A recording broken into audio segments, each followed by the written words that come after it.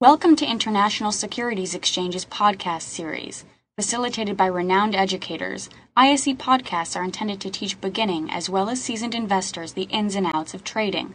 To find an updated list of podcasts, please visit www.ise.com/podcasts. Please be sure to listen to our important message following this episode regarding the risks of investing in exchange-traded options. Now, one question, and a great question, wouldn't it be better to double the number of contracts instead of widen the spread and you'd get more premium? Well, you know what? There's a number of different ways that you can implement this particular strategy. You could do 10 contracts between 102 and 101. You could then say, okay, I'm going to collect less premium at a higher strike, and you could add, if you're say you had an ultimate capital outlay of $2,000, you could say, okay, I'm going to buy 10 of the sell 10 of the 102, 101 strike puts, and then I'm going to drop down and I'm going to do I'm going to sell 20 of the 199, depending on what what credit you're receiving. But the idea is that you're going down to a lower strike combination, whereby the probabilities of them expiring are much higher, and you're using part of the capital that you had decided that you were going to risk on a position that has a higher probability of expiring worthless. So that if your first position here is threatened, well, then ultimately and ideally, your second position at the lower strikes were going to come in, and it's going to offset some of this risk exposure. At the end of the day, you still have a maximum risk exposure of $2,000 in that scenario. The idea is that you can combine these different strategies a number of different ways. In fact, the Iron Condor is a prime example of just simply taking a call credit spread and a put credit spread and surrounding a particular security that is range-bound, and you've essentially taken the information that we've talked about here tonight, bull put spread, bear call spread, and you've now made it an advanced strategy, right, depending on your outlook. So many different ways that you can implement these strategies. In fact, that strategy as well is very effective trading the FX options, again, simply because of the way these pair values very much respect their support and resistance levels,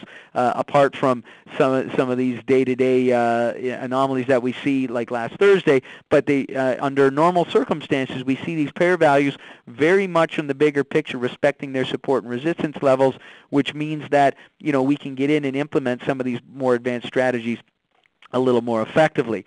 Now, just to kind of once again kind of follow through and carry on with this particular example, you can see here that our maximum profit is determined by taking the short call credit, in this case, put credit, and subtracting the long put debit. So in other words, we receive $270 for our 10 for the combination that we've created here, while risking $730. Now the idea is that as long as the pair value stays at or above 102, then we're going to make our full the full credit on this particular position. So just to summarize, guys, because I know, once again, the margin requirement, just to follow up with that as well, margin requirement is determined by taking the spread differential, which is 1 point, subtract the credit that we've received, so you can see the spread differential is $1 or $100 for each one contract, minus the 27 cents or $27, gives us $73, and then, of course, we multiply that by 10, and our maximum risk exposure, our margin requirement, becomes $730. So important considerations. Don't ignore the technicals.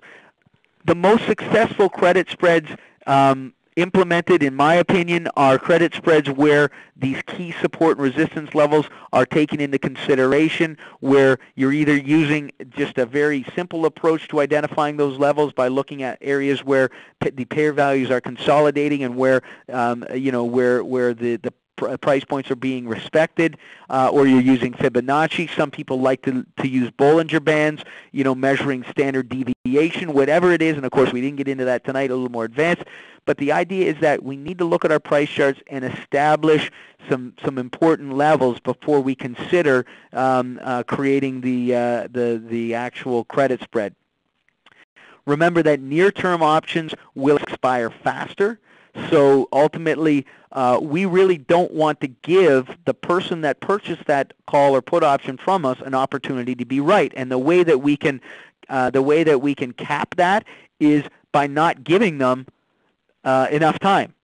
So once again, and I know we have a lot of folks online that come through our program, remember that we just have a simple rule. When you're buying options, give yourself time, because when you're a buyer, you need to put the laws of probabilities on your side more effectively, right? To make sure that you have a higher probability of being correct. But as an option seller, you don't want to give the buyer that opportunity. So you want to try to collect as much premium as you can, but in the taking advantage of the shortest time frame possible, because that ultimately means that those options are going to expire worthless, and that rate of time depreciation is going to kick in much more faster, allowing you to profit more quickly. Now, the closer the strike intervals, the less margin requirement. So essentially what I did is I obviously illustrated the importance of recognizing that different securities are going to have different strike intervals. And what I find one of the attractive characteristics about these ISE FX options are those nice little tidy strike intervals on the option contracts. Because what that means is that I can go in, and if I can get a decent premium for a combination with a 50-cent strike interval, that means I put up less capital and I can create more of them, or I can, whatever considerations we're going to make at the time, I can do it. I can also say, well, you know what, I'm prepared to widen out that strike interval because ultimately I'm collecting a greater premium, so I'm prepared to take on a little bit more risk because I'm getting a more attractive premium for that risk. Thank you for listening to our podcast. To find more podcasts on options, stocks, alternative markets, and market data, please visit www.ise.com/podcasts.